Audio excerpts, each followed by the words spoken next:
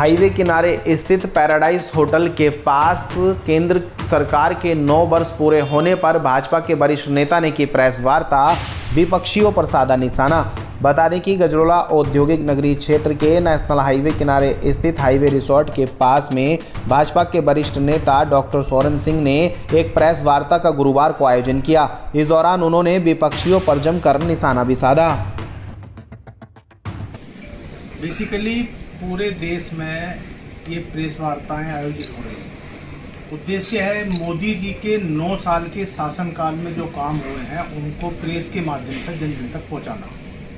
उसी सिलसिले में हमारे अपने जनपद में भी अनेक नेताओं ने ये प्रेस करी है। उसी क्रम में मैं भी आज ये प्रेस आयोजित करा रहा हूँ। सरकार की उपलब्धियों की अगर बात करें तो हर क्षेत्र जो अछूता था, आज वहाँ सरकार ने अंतिम आदमी तक पहुँचने का काम किया। जिस प्रकार से कोरोना काल में अगर सरकार का प्रबंधन ठीक से ना होता तो जितने लोग गए हैं दुनिया से, पता नहीं इससे कितने ज़्यादा चले जाते हैं। हम लोगों ने भी प्रेरणा लेकर आदरणीय प्रधानमंत्री जी से, आप लोग देखते थे उस समय जगह जगह कैंप लगा कर लोगों के लिए जो बाहर से प्रवासी मजदूर आ रहे थे उनकी सेवा करने का काम करा। मैंने स्वयं भी अपने स्तर पर काम किया, जबकि दूसरे लोगों ने भी करा। और किसी भी देश में फ्री में वैक्सीन नहीं दी गई।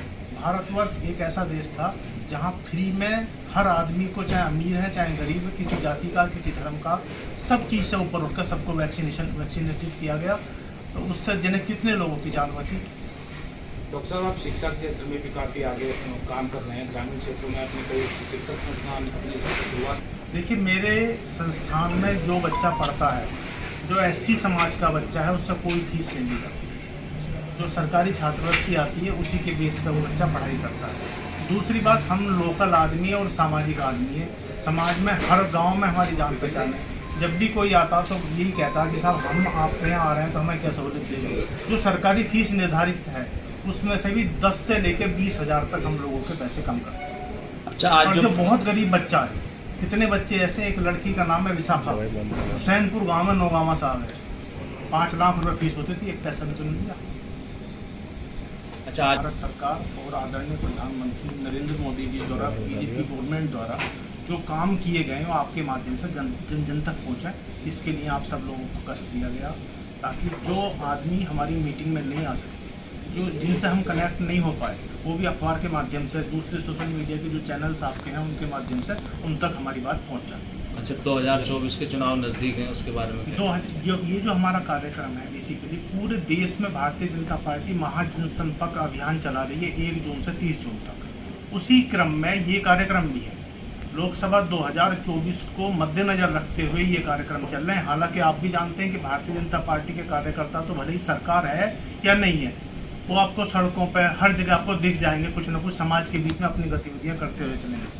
लेकिन जब कोरोना था तब भी आप देखिए, अपनी जान जोखिम में डाल कर दूसरे लोग, दूसरे दलों के लोग तो नहीं निकले, हो तो केवल चुनाव के समय पर निकलेंगे। लेकिन भाजपा के कार्यकर्ता इतने संगठन भाजपा के हैं, किसी न किसी संगठन के रूप में आपके बीच में थे, जनता के बीच में थे। मैंने स्वयं अपने यहाँ इस एरिया में 3 लाख मास्क बांटने का काम करा।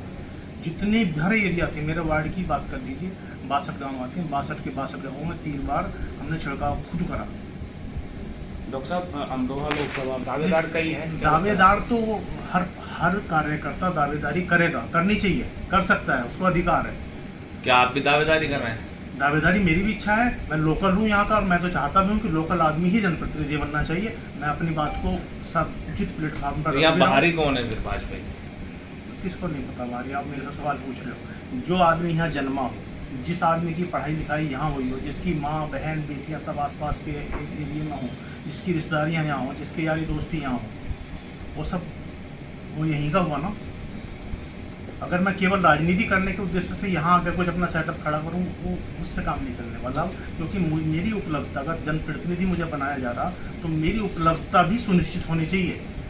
मैं अपने कार्यकर्ताओं, भाजपा के कार्यकर्ताओं के लिए हर समय सुलभता से उपलब्ध रहूँ, ये भी एक ज़रूरत है आज के समय। तो 2024 में अगर आपको प्रत्याशी बनाया जाता तो क्या मुद्दा रहेगा आपका विकास को लेकर, जनता के बीच किन मुद्दों को लेकर जाएंगे? जनता के सारे मुद्दे जो भी हैं वो भाजपा के मुद्दे हैं। जनता के जितने भी मुद्दे हैं वो सब भाजपा के मुद्दे हैं। सतत प्रयास चल रहे हैं। आप देख लीजिए सड़कों का जाल किस तरीके से बिछा हुआ। आज से पहले जब हम दिल्ली जाते थे डरते थे कि यह भापुड़ आएगा, पिलखू आएगा, यार बड़ा समय लग जाएगा। अगर कोई बीमार हमारे साथ है एम्बुलेंस में तो हमें और डर लगता था। लेकिन आज तो महेंद्र जी, अगर यहाँ से 5वां गेयर लगा दोगे तो वहाँ तक ऐसे ही जाएगा, आपको दिल्ली तक ब्रेक लगाने की आवश्यकता एक कम ही तरफ पड़ेगी। आप अपनी जगह, इसके बारे में क्या कहेंगे आप? किसान की जो सूरजमुखी के MSP की बात थी वो पूरी हो गई। किसानों के जो बिजली की समस्याएं हैं, किसान मुद्दा उठाते हैं, उन्हें अपना काम करना चाहिए। उनके मुद्दे आएंगे तभी तो पार्टी उन पर विचार करेगी। जबरदस्ती बिल हमारे प्रदेश अध्यक्ष लगाया जा रहा है उनके यहाँ। हमारे प्रदेश अध्यक्ष का भी ये कहना कि किसान यूनियन जब अपने मुद्दे उठाती है तो कोई भी सरकार हो उसे संज्ञान में लेती है और संज्ञान में लेकर उनको संजीदगी के साथ, संवेदनशीलता के साथ उनका निवारण करने के लिए प्रयास करती है। कोई बीजेपी भी कर रही है। डॉक्टर साहब, निकाय चुनाव में देखिए, तो गलत बात है। हमारा सबका जो निशान है वो कमल का फूल है। जिसके पास कमल का फूल है सबने उसको लड़ाया है। और ठीक है, ये दुर्भाग्यपूर्ण है कि हम लोग हार गए। कुछ मनमुटाव पार्टी के कार्यकर्ताओं के भी थे, लेकिन होने नहीं चाहिए।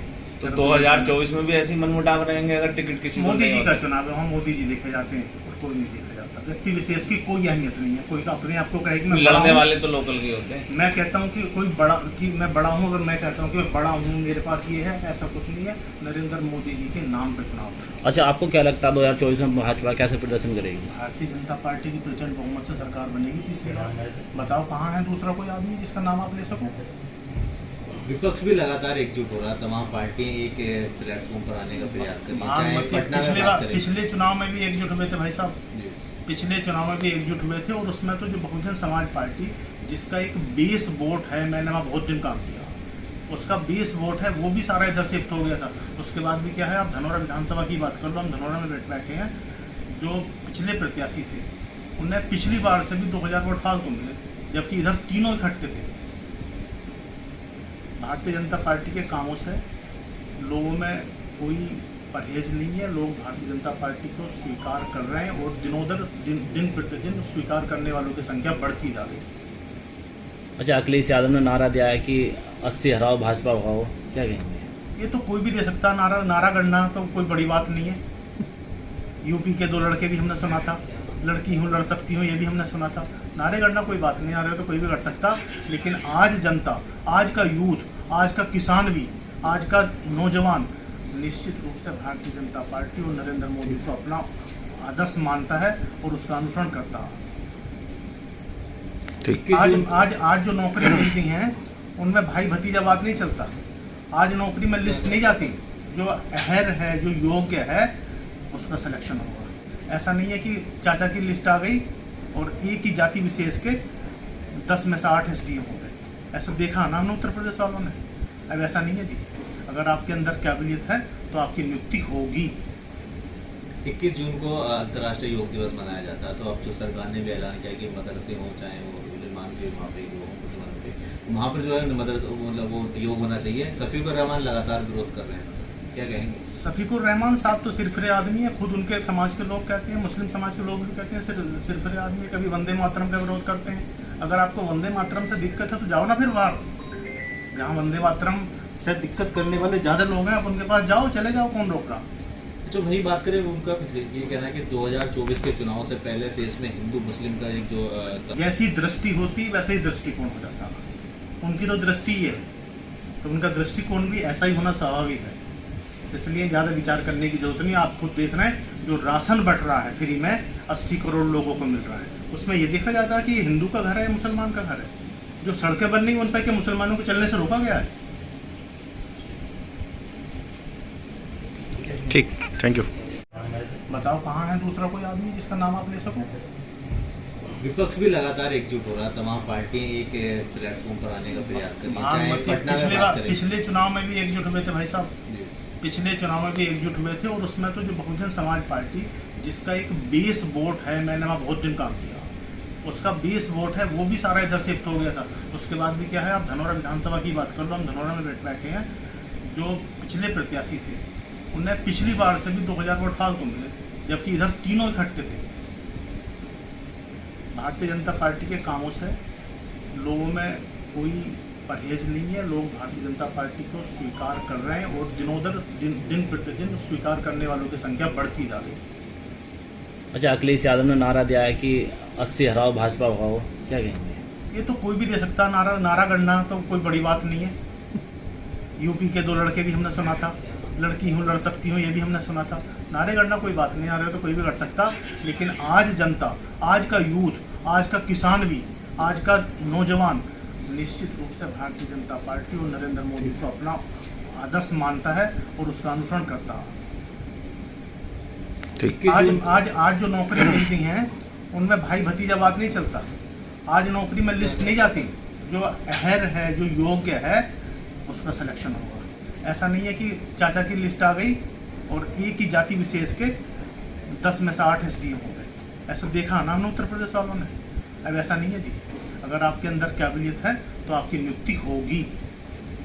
21 जून को अंतर्राष्ट्रीय योग दिवस मनाया जाता है, तो अब जो सरकार ने भी ऐलान किया कि मदरसे हो चाहे वो उलेमा के वहाँ पे मुसलमान पे, वहाँ पर जो है मदरसा मतलब वो योग होना चाहिए। शफीकुर रहमान लगातार विरोध कर रहे हैं, क्या कहेंगे? शफीकुर रहमान साहब तो सिरफिरे आदमी है, खुद उनके समाज के लोग कहते हैं, मुस्लिम समाज के लोग भी कहते हैं सिरफिरे आदमी। कभी वंदे मातरम का विरोध करते हैं। अगर आपको वंदे मातरम से दिक्कत है तो जाओ ना फिर बाहर, जहाँ वंदे मातरम से दिक्कत करने वाले ज़्यादा लोग हैं, आप उनके पास जाओ, चले जाओ, कौन रोक रहा?